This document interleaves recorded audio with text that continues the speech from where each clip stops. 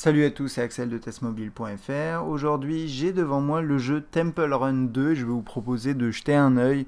C'est pas forcément un test puisque je suis pas allé très loin dans le jeu, mais je voulais vous le montrer sous Android, ici, mais il est également disponible sous iOS pour iPhone, iPad, etc. Enfin, il n'y a pas de etc. C'est iPhone et iPad. Il est sorti un petit peu après sous Android, mais ça a pris une semaine. Donc, grosso modo, vous avez voilà, ce jeu disponible sous les deux OS principaux, on va dire. Temple Run, bah, vous connaissez sûrement la version 1. C'est un jeu qui a atteint plus de 170 millions de téléchargements, toutes plateformes confondues. Donc, c'est un jeu énorme.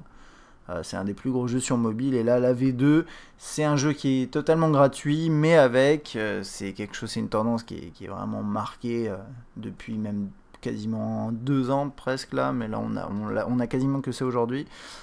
C'est un jeu qui est gratuit, mais qui est marqué par de l'achat in-app, de l'achat dans l'application. Si vous voulez aller un peu plus loin, ce genre de choses. Donc je vais vous montrer rapidement comment ça marche. C'est la même chose que le 1, on va dire. Avec quelques ajustements et graphiquement il est plus sympa, ce genre de choses. Alors on va commencer par les menus.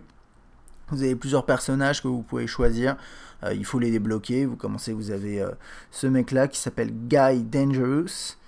Là vous accédez à différents éléments, donc ça peut être différentes façons d'obtenir des pièces. Et là, on dépense de l'argent réel, donc c'est les achats. Vous achetez des packs, etc. C'est classique. Vous avez des pièces pour faire certaines choses. Et tout ce qui est gem, là, des diamants, enfin des espèces de diamants, de trucs comme ça, pour aller... Enfin, c'est pour d'autres éléments. Je vais vous montrer ça juste après. Vous pouvez obtenir des éléments, des pièces, des trucs comme ça gratuitement. En suivant Temple Run sur Twitter ou sur Facebook, ce genre de trucs. Bon, ça c'est assez basique. Dans les settings, vous avez la musique, les sons. Vous pouvez choisir la qualité des graphismes. Vous pouvez activer un tutoriel qui peut être utile au début si vous n'avez jamais joué à ce type de jeu. Vous avez différents objectifs avec des niveaux qui évoluent, donc en fonction de voilà, ce que vous réalisez. Et c'est pas forcément que du positif, ça peut être par exemple là je meurs, j'utilise une option pour me sauver, pour revivre, il va me le compter comme objectif, ce genre de truc. Alors aussi ça compte ce qu'on va appeler, c'est pas gem, je sais plus comment ça se traduit, enfin bref, on va dire c'est des diamants, et les diamants vous pouvez, pour les utiliser c'est assez compliqué, enfin vous verrez, vous les obtenez difficilement et ils vont vous pousser potentiellement à les acheter, mais bon ça va, c'est pas trop présent. Les stats, les crédits, et là un lien vers plus de jeux. Alors vous avez 4 personnages proposés, donc il y a ce type là que vous avez au début, ensuite vous avez cette nana là. Alors je pense qu'ils ont tous leurs particularités. Comme j'ai pas débloqué les autres, je sais pas ce qu'ils ont de plus ou de moins. En tout cas ici par exemple sur celui-là, ce sera un peu le même schéma sur les autres. Vous avez des abilities, donc des capacités, et des power-ups. Et power-ups, c'est les pouvoirs, quoi, tout simplement. Donc vous avez un pouvoir que vous pouvez déclencher en appuyant 2 fois sur l'écran pendant que vous courez. Donc là, quand vous commencez, vous avez ça, vous avez le bouclier qui va vous protéger de certaines choses, mais pas de tout. Je vous le montrerai juste après. Et une fois que vous avez avancé dans le jeu, vous pouvez en débloquer d'autres. Voilà, ça permet d'avoir plus de pouvoir pour essayer d'aller un peu plus loin dans le jeu, etc., etc. Et là, on le voit par exemple ici, si je dépense un élément comme ça, ça va me faire en sorte que mon bouclier dure plus longtemps, ce genre de truc. Et ensuite, ici, vous avez des pièces que vous utilisez. Je vais vous montrer ça de plus près. Vous avez des pièces que vous gagnez là-haut.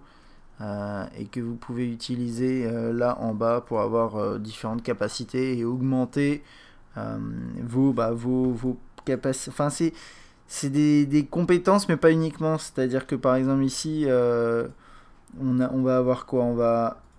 Ça, je sais pas, boost distance, je sais pas ce que c'est. Mais en tout cas, ça, par exemple, vous le croisez, vous avez un élément sur votre chemin, vous passez dessus, ça va attirer toutes les pièces vers vous. Et le fait de dépenser de l'argent, des pièces ici, ça va faire en sorte que cet élément-là, il dure plus longtemps. C'est un peu des pouvoirs, en fait, ces trucs-là. Voilà. Ça ici, ça permet de doubler, tripler, quadrupler le nombre de pièces que vous ramassez à partir de certaines distances. Donc là, c'est 3000 mètres. Mais ça augmente hein, quand vous prenez de plus en plus d'éléments. On a plein de choses. Hein. Donc plus vous avez de pièces, plus vous pouvez vous faciliter la vie entre guillemets et aller plus loin, etc. etc. Voilà. Et ces autres-là, je sais pas ce qu'ils ont en plus. Donc bon, ce sera à vous de le découvrir. Et on va jouer un peu. Hein, on est là pour ça. Donc le jeu graphiquement, il est plutôt sympa. Vous avez toujours des systèmes de pièces à ramasser. Vous faites droite-gauche pour bouger. Alors il bouge automatiquement, hein, sinon c'est juste pour aller à droite ou à gauche de... Voilà par exemple là pour ramasser. Et sinon là par exemple je reste au milieu. Et il va me le... hop, il va me le placer au milieu plus ou moins quoi. Alors... Là à gauche on voit que j'ai un truc vert qui est activé, enfin toute la barre verte avec le bouclier. Et ça en fait ça signifie que j'ai mon bouclier que je peux activer.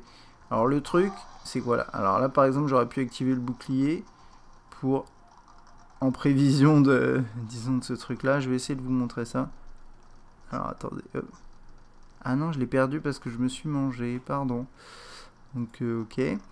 Donc là, je ramasse différents trucs. Et là, je brûle. Voilà, vous avez toujours ces pièges. Alors, vous avez vu, il y a différents types de pièges. Il y a des pièges, vous rentrez dedans, vous êtes mort directement. Le feu, si vous mettez le bouclier, vous pouvez revenir. Enfin, ça va vous manger votre... Enfin, ça va utiliser votre bouclier. Et vous allez pouvoir continuer à jouer. Il y a différents trucs comme ça où... par exemple, là, si je me prends... Là, si je tombe, je meurs directement. Si là, ici également, il y a des éléments où si je me prends les pieds dedans, ça va me ralentir. Et si je m'en prends un deuxième juste après, bah, je suis fini. Oula, là, j'ai un peu galéré. Là, par exemple, ces trucs-là, si je marche dessus, bon, là, voilà, c'est pas ça qu'il fallait faire. Mais si vous avez vu sur le côté, si je marche dessus, le singe derrière, l'espèce de monstre, il va me rattraper et ensuite si je fais une autre bêtise comme ça, bah, je me fais dévorer tout cru. C'est pas forcément agréable. Et que dire de plus? Plus vous avancez dans le jeu, plus les pièces valent entre guillemets, puisque enfin d'après ce que j'ai vu, il y a des pièces il y a des pièces rouges et il y a des pièces jaunes. Peut-être qu'après il y a d'autres couleurs, ça je suis pas sûr, je suis pas allé très loin dans le jeu. Et donc ça vaut plus ou moins de points, là j'ai pas sauté. Et là par exemple je me mange ce truc là. Et vous avez vu aussi, il m'a rattrapé pour une raison, c'est que j'ai décidé que j'allais... Enfin j'ai bougé mon doigt de gauche à droite pour donner l'impression que... Enfin comme si je voulais tourner en fait, je sais pas pourquoi j'ai fait ça. Et donc en fait je me prends le mur et ça m'a ralenti aussi. Il y a différents éléments comme ça qui vous ralentissent. Il y a des obstacles que vous pouvez sauter par-dessus, vous pouvez passer en dessous, et il y a des obstacles qui vont pas vous faire mourir instantanément, mais qui vont juste vous ralentir, et certains obstacles aussi que vous pouvez éviter, enfin que vous pouvez pas forcément éviter, mais ouais si enfin, surmonter si vous utilisez un power-up. Après les autres je les connais pas, j'ai pas essayé les autres power-up, donc à mon avis voilà. Il y en a un qui doit vous faire aller plus vite, ce genre de truc. Là, j'ai ramassé ces trucs-là qui vont me permettre d'aller un petit peu plus loin, de débloquer certaines choses. Hop. Là, je suis sur Galaxy Nexus et ça tourne super bien. De toute façon, ça fait encore partie des jeux de type casual gaming. Ouf, ça fait mal. De type pas très lourd, et de fait ça marche bien, mais c'est quand même plus joli que ce qu'il y avait avant, enfin, de la première édition. Donc je trouve que c'est un jeu sympa. Ce qui est bien, c'est que c'est gratuit, et donc forcément ça va cartonner. Le gameplay, il a été rodé avec la première version de Temple Run, ils ont vu que ça marchait bien. Et là, bah, dans le 2, c'est amplifié, vous avez plus de pouvoir, vous avez différents personnages, vous avez des graphismes plus réussis, mais un jeu qui est tout aussi fluide. Plus on progresse dans le jeu, plus on a une petite sensation de vitesse, ça commence à devenir un petit peu difficile et c'est quand même sympa. C'est un jeu qui est répétitif, c'est clair, mais plus vous avancez dans le jeu et que vous déverrouillez des éléments, plus ça devient intéressant. Voilà, de toute façon Temple Run ça n'a jamais été un jeu plus que casual game. Vous jouez quelques minutes de temps en temps, vous n'allez pas passer 3 heures dessus. Quoique je pense qu'il y en a qui peuvent devenir accro. Mais bon, il n'y a pas en soi d'histoire ni rien, quoi. C'est vraiment, c'est toujours la même chose. C'est juste que plus vous déverrouillez des éléments, plus ça devient intéressant. Et c'est vrai qu'au bout d'un moment, c'est difficile hein, comme jeu. Hein. Quand on progresse, ça devient compliqué.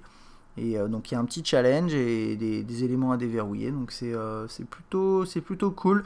Donc ça c'était pour voilà, une petite présentation rapide de Temple Run 2 pour Android par Imangi Studio.